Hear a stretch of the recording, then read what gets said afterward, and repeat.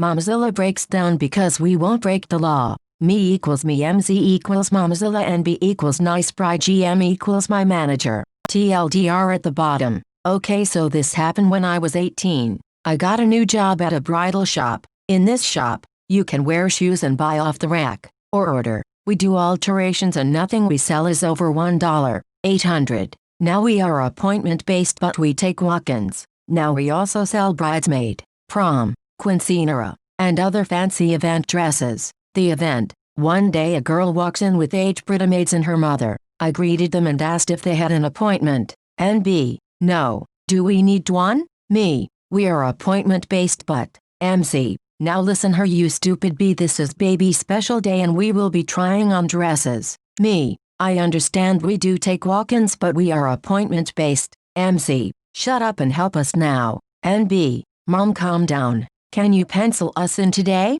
ME. Not a problem, we are pretty slow today and I have an available stylist right now. NB. Thank you so much. MC just rolls her eyes and starts looking at dresses. I thought that was the end. I was very wrong. About 20 minutes later MZ comes storming towards me. ME. Oh hello MZ, can I help you? MC. Yes you can. Tell that B to bring it out now. Me. Starting to lose my cool. I am sorry. Bring what out? MC. The couches and champagne. I am not paying for this appointment without IT. ME. Ma'am, you need to lower your voice. You do not have to pay because this is a free appointment. Also, we do not have couches, and you will have to sit in chair instead. Lastly, we do not have or serve champagne. We would need a license and to have all employees be 21, so we cannot do that. MC broke down in tears. That is when GM comes in. GM, what's going on here? MC, you're stupid. Employees want give ME trumpage. GM ended up kicking her out of the store. NB finished her appointment and found the perfect dress. I never had to see NC ever again. TLDR, Momzilla is pissed that we won't serve her champagne, which we legally can't do, so she screams at us and gets kicked out. Hi, I am more important than your other customers. I had about 3 people in line and just as I was about to serve the next person, a lady cuts in and puts her clothing items on the counter.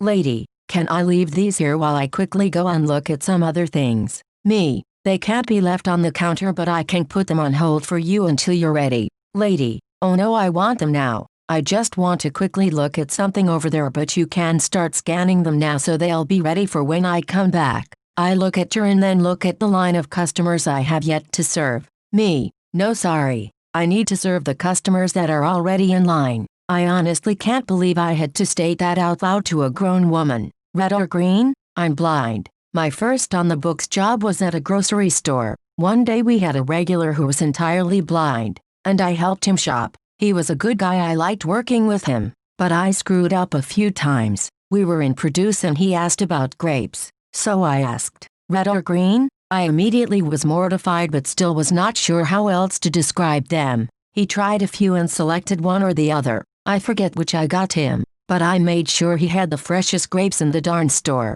By checkout I had been descriptive enough that he had too many products for his bag. Apparently, he normally loaded his groceries into a large hiking backpack and walked home. I had simply described too many things that he liked. So, he needed to borrow the cart to get his groceries home. Normally carts were not allowed out of the parking lot. I walked with this man all the way to his home a few blocks away. The final mistake. I asked him if he wanted me to turn his lights on for him. I guess it did not matter. To this day I really hope that he did not hate me and that I was a good help. The ejection of Mr. Driving Gloves. Working at an electronics retailer, we had this customer that we called Mr. Driving Gloves because, well, he always wore tacky driving gloves. It is important to note here that the return policy is a strict 30 days. Mr. Gloves comes in once a month, buys north of $300 in random stuff, then on day 29 returns all of it. He always claimed that it was all defective.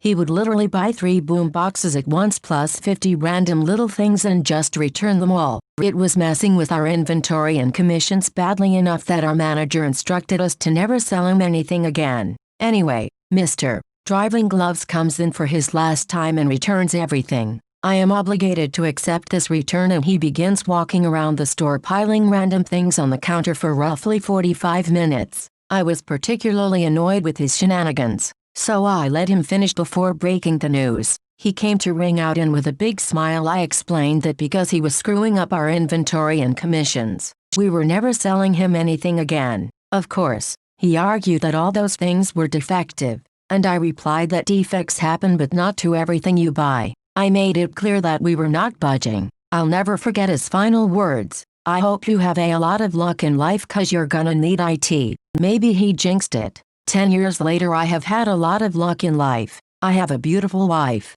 a wonderful toddler, a career with a governmental agency, and we just bought our first house. Thank you, Mr. Driving Gloves. Customer returns damaged merchandise but swears it was like that when he bought it. Seriously. Back in the mid-1980s, I worked at a chain record store that sold records, tapes, t-shirts, and other music-related items. One day I was standing at the front register waiting for customers to check out, and in walks a very angry-looking man. He tosses 245 revolutions per minute records on the counter and said, "I want to return these." I looked down at the 245s and noticed that they were warped. And when I say warped, I mean that they had more waves than Farrah Fawcett's hair on her famous poster. These 45s put Shirley Temple to shame. It was summer, so it was pretty obvious that these records were left in the man's car all day. I said, "Sir, we can't take these back. They've obviously been damaged by the sun." I kid you not. He looked me square in the eyes and said, "I didn't do a thing to them. They were this way when I bought them. Now I want a refund."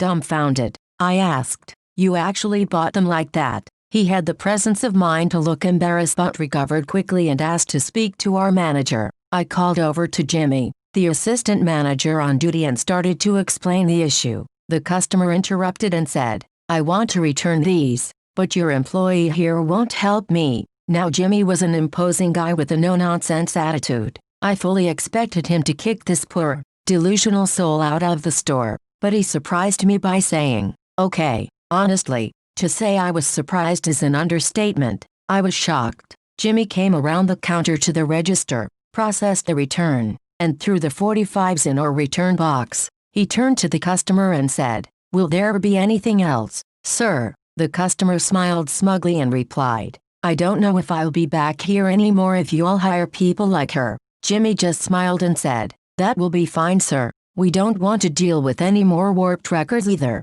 The man just huffed and walked out of the store. Jimmy turned to me and said, "Better to return $2 worth of merchandise than to lose a good customer. But I think in this case, we got the short end of the deal." Retail to MMA. This is my second Reddit post. My first ran afoul of the rules here, so I deleted it. Please forgive me and let me know if I am violating any norms rules. I'll figure it out. In college, I worked at an electronics retailer. One crazy evening, a guy showed up demanding a refund on an item. He had everything, even his receipt. By all rights, a refund was no issue whatsoever, but if that were all, I would not be here. He demanded cash, but he originally paid with card. I explained that policy required that the return be done according to the method originally used to pay, and specifically the card that he used. He angrily claimed that card account was closed. I explained that my boss could override that, but she would not be in until the next day. This back and forth continued for several minutes as this guy got angrier and angrier.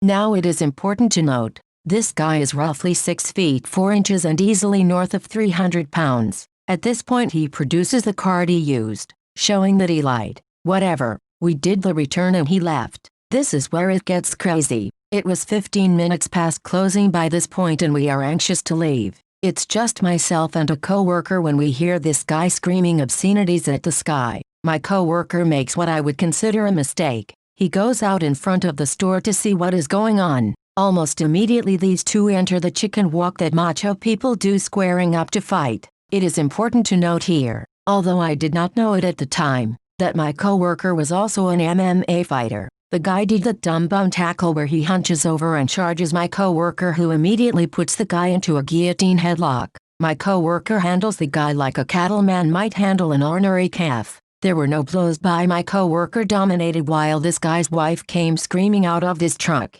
I realized at some point in this that I was of no help. I wrote the license plate of the guy on my palm with a Sharpie and called the cops. This is where it got scary. My coworker released the guy figuring that he was done. The guy lumbered back to his truck like a brain-dead pachyderm. We thought he was trying to leave, but he immediately returned and stabbed my coworker with something he picked up from his truck. Whatever it was, it apparently was not a knife. After that, the guy and his wife take off. The cops arrive a few minutes later. They plugged his license plate number into their onboard computer and the guy's mugshot pops up on their screen. From what I can see, he was previously wanted for drug-related offenses. I can only figure that he was high and thought that the object he grabbed was a knife. He certainly swung it like one. Because there was no actual injury, no charges were pressed. However, my coworker was arrested a few years later for running a human trafficking ring including torture of women. Did you see that coming?